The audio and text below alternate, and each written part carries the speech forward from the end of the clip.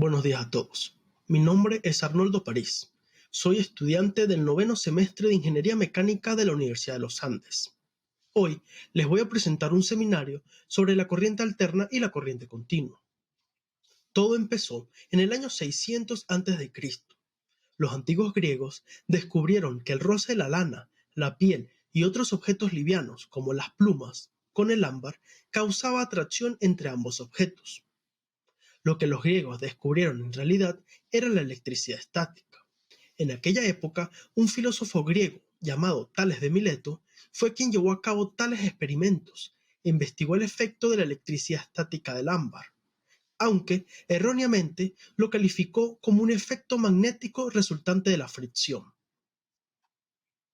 En el siglo XVII, el médico inglés William Hilbert utilizó la palabra latina electricus para describir la fuerza que ejercen ciertas sustancias cuando se frotan unas contra otras. Le puso tal nombre porque derivaba de la antigua palabra griega para denominar el ámbar, que era electron. En 1752, Benjamin Franklin llevó a cabo su experimento con una cometa, una llave y una tormenta. Con esto, simplemente demostró que el rayo y las pequeñas chispas eléctricas eran la misma cosa, originándose entre cargas de diferente polaridad. Su labor dio lugar a estudios fundamentados sobre la corriente estática. En el año 1882, el físico, matemático, inventor e ingeniero Nikola Tesla diseñó y construyó el primer motor de inducción de corriente alterna. Posteriormente, el físico William Stanley reutilizó en 1885 el principio de inducción para transferir la corriente alterna entre dos circuitos eléctricamente aislados. La idea central fue la de enrollar un par de bobinas en una base de hierro común denominada bobina de inducción. De este modo, se obtuvo lo que sería el precursor del actual transformador.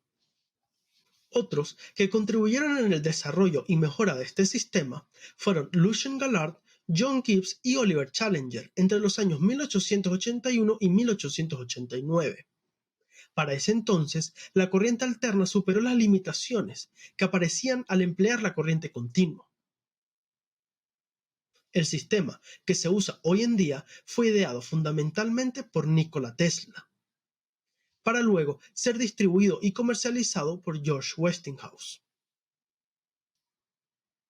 La corriente continua se produjo en 1800 por la batería del físico italiano Alessandro Volta, su pila voltaica. En ese momento no se entendió la naturaleza de por qué fluía la corriente. Fue entonces cuando el físico francés André-Marie Ampère conjeturó que la corriente viajaba en una dirección, desde un positivo a un negativo. Fue ya en 1831 cuando el uso de la electricidad en corriente continua de parte de la humanidad se convirtió en una posibilidad realizable. Fue la fecha en que Michael Faraday creó la primera dínamo eléctrica o generador eléctrico, que resolvió el problema de la generación de corriente eléctrica de forma continua y práctica. Cuando el fabricante francés de instrumentos Hippolyte Pizzi construyó el primer generador dinamoeléctrico en 1832, descubrió que cuando el imán pasaba entre los bucles de alambre cada media vuelta, causaba que el flujo de electricidad se invirtiera, generando así una corriente alterna. Por sugerencia de Ampère, Pizzi luego agregó un conmutador, que es un tipo de interruptor en el que los contactos en el eje trabajan con los contactos del cepillo, para así producir corriente continua.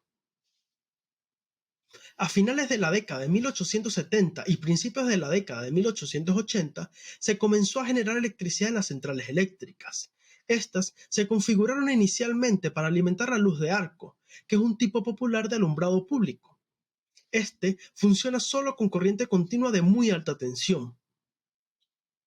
Esto fue seguido por el uso generalizado de corriente continua de baja tensión para el alumbrado eléctrico interior en empresas y hogares después de que el inventor Thomas Edison lanzase su utilidad eléctrica basada en bombillas incandescentes en 1882. Debido a las ventajas significativas de la corriente alterna sobre la corriente directa, al usar transformadores para elevar y disminuir los voltajes, para así permitir distancias de transmisión mucho más largas, la corriente continua fue reemplazada en las próximas décadas por la corriente alterna en la entrega de energía. Así, en 1951 se desarrolló la primera línea de transmisión de corriente continua de alta tensión que unía Moscú y Kashira, y ahora es una opción en lugar de los sistemas de corriente alterna de alto voltaje de larga distancia. Por esta razón es que para cables submarinos de larga distancia, esta opción de corriente continua es la única opción técnicamente viable. Para las aplicaciones que requieren corriente continua, como los sistemas de energía del tercer riel, la corriente alterna se distribuye a una subestación, que utiliza un rectificador para convertir la potencia en corriente continua. La guerra de las corrientes fue una competencia por el control del incipiente mercado eléctrico. Después de la presentación de la lámpara de Edison, los nuevos sistemas de iluminación eléctricos se convirtieron en el logro tecnológico más importante del mundo. Además, la electricidad podía sustituir al vapor para hacer funcionar los motores eléctricos. Todo empezó cuando en Nueva York en 1882, Edison estableció la primera central eléctrica comercial del mundo. Aunque era una planta enorme para su época, solo podía producir y distribuir electricidad hasta tan solo 330 hectáreas de distancia. La demanda de electricidad pronto condujo al deseo de construir centrales eléctricas más grandes y de llevar la energía a mayores distancias. Además, la rápida distribución de motores eléctricos industriales provocó una fuerte demanda por un voltaje diferente a los 110 voltios que eran usados para la iluminación. El sistema de Edison, que utilizaba la corriente continua, era poco adecuado para responder a estas nuevas demandas. El problema del transporte era aún más difícil, puesto que la transmisión interurbana de grandes cantidades de corriente continua en 110 voltios era muy costosa y sufría enormes pérdidas por disipación en forma de calor.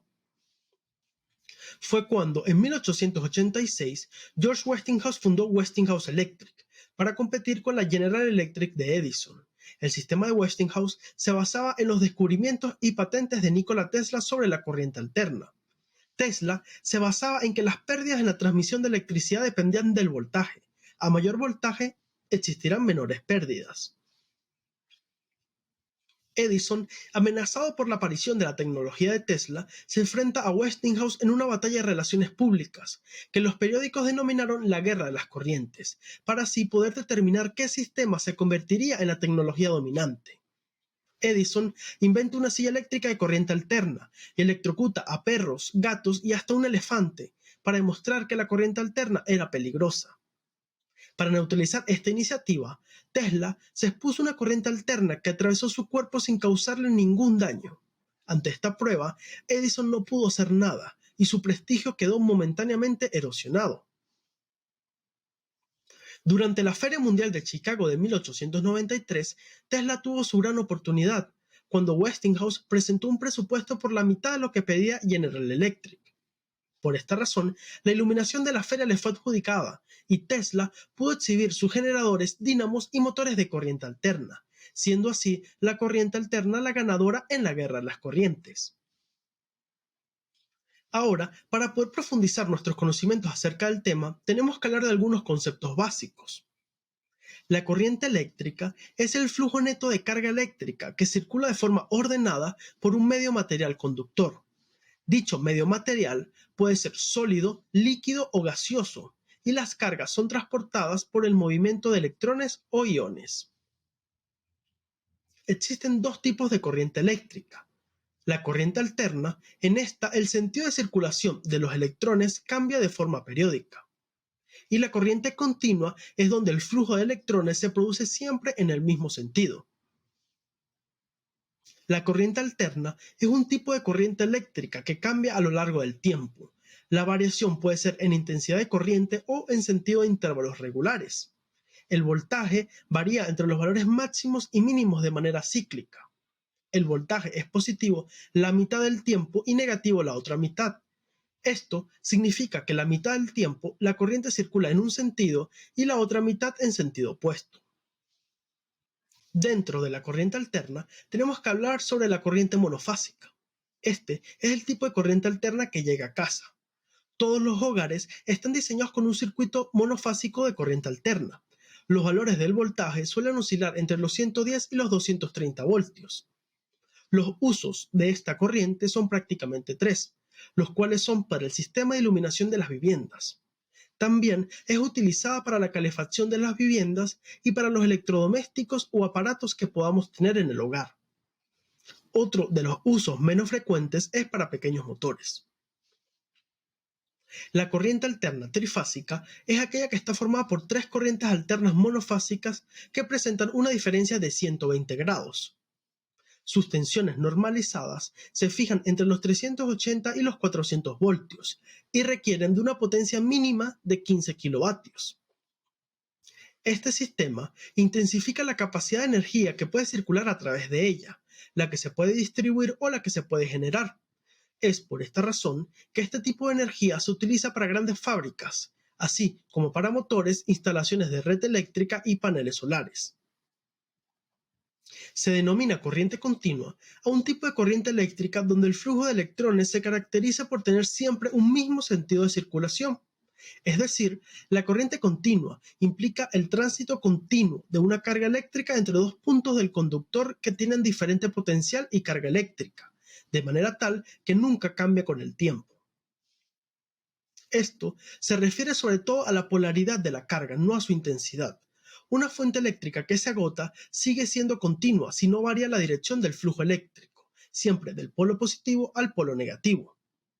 Todo circuito eléctrico tiene dichos polos, los que son el positivo y el negativo, y se suele distinguir mediante colores, para impedir que la fuente eléctrica se introduzca al revés y haya una inversión en la polaridad, lo cual dañaría el circuito. Generalmente, los aparatos de corriente continua no suelen incorporar protecciones frente a un eventual cambio de polaridad. Esto puede acarrear daños irreversibles en el aparato. Para evitarlo, y dado que la causa del problema es la colocación inadecuada de las baterías, es común que los aparatos incorporen un diagrama que muestre cómo deben colocarse. Muchos aparatos necesitan la corriente continua para su funcionamiento, en particular los que utilizan componentes electrónicos activos, como por ejemplo los circuitos integrados y transistores, que estos constituyen la base de la electrónica. Para ello, se utilizan fuentes de alimentación que rectifican y convierten la tensión a una adecuada. Para convertir corriente continua en alterna, la elevación de la tensión se logra conectando dínamos en serie. Esta técnica es muy poco práctica comparada con la alterna que cuenta con un transformador, para así poder elevar la tensión de una forma eficiente. Es habitual que en las instalaciones de energía solar fotovoltaica se utilice un convertidor de corriente continua a corriente alterna, para que la energía generada pueda ser suministrada a la red eléctrica. La ley de Ohm se usa para determinar la relación entre la tensión, la corriente y la resistencia en un circuito eléctrico. Esta ley recibe su nombre en honor al físico alemán Georg Ohm y aborda las cantidades clave en funcionamiento en los circuitos. Ahora bien, existen diferentes instrumentos para realizar mediciones de corriente. Algunos de ellos son el amperímetro. Este mide la intensidad de la corriente eléctrica y su unidad de medida es el amperio. El multímetro emplea en su funcionamiento los parámetros del amperímetro, voltímetro y ohmímetro, y de acuerdo al tipo de corriente se pueden seleccionar sus funciones. El osciloscopio, este instrumento, es capaz de representar sus mediciones a través de gráficos. Permite visualizar ondas en circuitos eléctricos y electrónicos y principalmente detectar fallas o problemas en circuitos determinados. La corriente alterna tiene algunas ventajas, como por ejemplo, el transporte de la corriente alterna es más económico que la continua.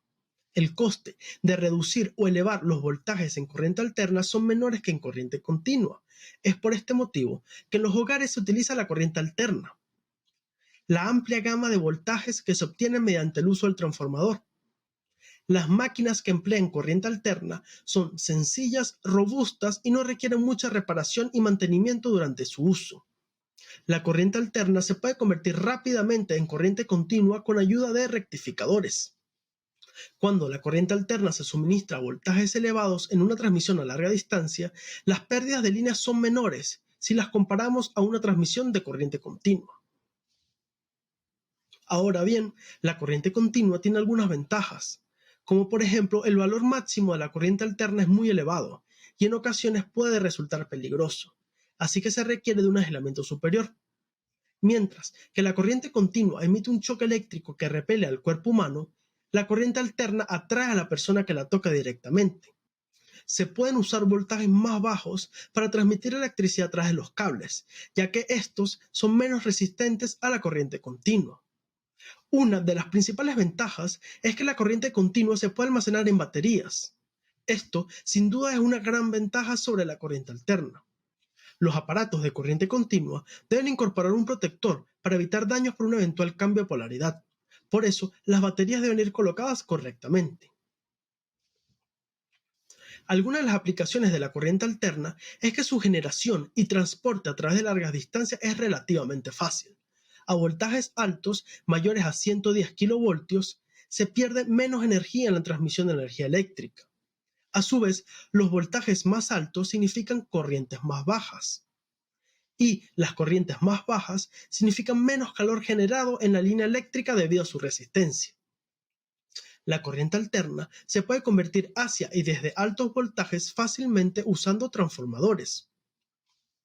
Algunos de los usos de esta corriente es que también es capaz de alimentar motores eléctricos, como también para algunos objetos del hogar, como neveras, hornos, ventiladores, bombillos, computadoras, entre otros. Para la corriente continua, esta se utiliza normalmente para aplicaciones donde necesitamos un bajo voltaje, especialmente donde la energía es producida por baterías o por sistemas de energía solar fotovoltaica, ya que ambos solo producen corriente continua. Algunos de los usos más comunes dentro de la corriente continua son los celulares, cámaras digitales, radios de baterías, calculadoras, entre otros. Ahora tenemos que discutir algunos efectos que produce la corriente en el cuerpo humano. Para los seres humanos, la corriente eléctrica es peligrosa, ya que el hombre no puede percibir la corriente eléctrica, sino solamente sus consecuencias. Esta produce tres efectos principales sobre el cuerpo humano. Aproximadamente 2/3 del cuerpo humano se compone de agua. Al aplicar una tensión, aparecerá una descomposición y por consiguiente las células se mueren cuando se descompone el líquido celular. En nuestro organismo necesitamos permanentemente electricidad para que nuestros sentidos corporales informen al cerebro y para que éste envíe señales de mando a los terminales nerviosos de los músculos. Para ello, se generan impulsos de tensión del orden del 0.1 voltios. Si desde el exterior quedara aplicada una tensión adicional, resultarían perturbados todos los procesos normales, así, por ejemplo, causando un calambre muscular. En nuestro corazón, las corrientes extrañas que circulen a través de este son muy peligrosas. Casi siempre trabajamos con una corriente alterna de 50 Hz, con lo que los músculos del corazón recibirían 100 veces por segundo la orden de contraerse, o sea, unas 80 veces más rápido de lo normal. Como consecuencia, trabajaría a toda prisa y superficialmente, con lo que dejaría de bombear sangre. Este fenómeno se le llama fibrilación ventricular o cardíaca y provoca el paro cardíaco. Todas las sustancias se calientan al paso de la corriente y por lo tanto también lo hará el cuerpo humano. En especial, los puntos de entrada y de salida de la corriente quedarán amenazados, pues debido a las resistencias de paso, que son relativamente grandes, se van a disipar en ellas grandes potencias que se transformarán en calor.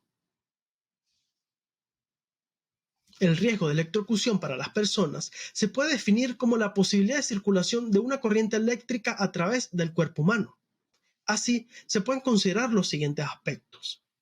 Para que exista una posibilidad de circulación de corriente eléctrica, es necesario que exista un circuito eléctrico formado por elementos conductores o que este circuito esté cerrado o se pueda cerrar. Para que exista la posibilidad de circulación de corriente por el cuerpo humano, es necesario que el cuerpo humano sea conductor, ya que el cuerpo humano, si no está aislado, es conductor debido a los líquidos que contiene, o que el cuerpo humano forme parte de este circuito. Cuando estos requisitos se cumplen, se podrá afirmar que existe o puede existir el riesgo de electrocución. Ahora bien, los accidentes eléctricos se pueden clasificar en directos o indirectos. Los directos son provocados por el choque eléctrico y sus consecuencias inmediatas. Este puede producir alteraciones funcionales como lo son la fibrilación ventricular o paro cardíaco, la asfixia o paro respiratorio o la tetanización muscular.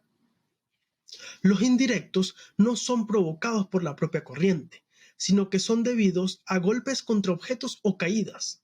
Estos son ocasionados tras el contacto con la corriente y puede producir una pérdida de equilibrio con la consiguiente caída y así existiendo el peligro de lesiones, fracturas o golpes con objetos móviles o inmóviles que pueden incluso llegar a producir la muerte. Otro efecto son las quemaduras de la víctima debido al arco eléctrico. La gravedad de las mismas puede abarcar la gama desde el primer al tercer grado. Muchas gracias por su atención. Espero que esta presentación le haya enseñado un poco más acerca de este tema. Cualquier duda, por favor, hágamela llegar, que con gusto trataré de resolverla.